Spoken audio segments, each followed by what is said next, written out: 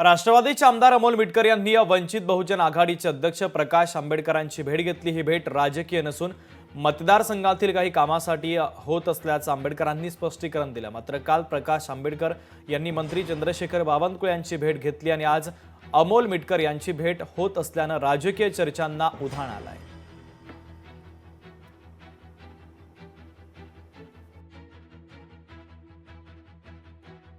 अमोल मिटकरी हे अकोला जिल्ह्याचे आहेत। मुंबईत आले भेटतात, अकोल्यात आले तरी त्या ठिकाणी भेटतात। जिल्ह्यामधल्या असणाऱ्या काही प्रश्नासंदर्भात विचारायचं असेल तर त्यांच्या मार्फत असणारा विचारत असतो आणि त्याच्यामुळे ही असणारी एक सदिच्छा भेट आहे,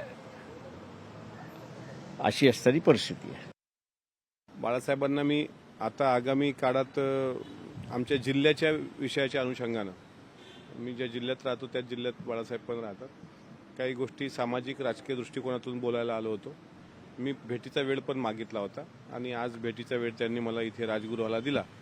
साहेबांशी वेगवेगळ्या अर्थाने चर्चा झाली। विशेषतः राहुल सोलापूरकरच्या बाबतीतला जो विषय महाराष्ट्रात आता सध्या तापलेला आहे, तर त्यावर देशद्रोहासारखा गुन्हा दाखल व्हावा याकरता मी स्वतः येणाऱ्या अधिवेशनामध्ये तसा प्रस्ताव सरकारसमोर ठेवणार आहे। पण अद्यापही त्याला कारवाई किंवा अटक व्हायला पाहिजे होती, ती का झाली नाही या अनुषंगाने सुद्धा आमची चर्चा झाली। लोकशाही मराठी ऐका, पहा, जागरूक रहा।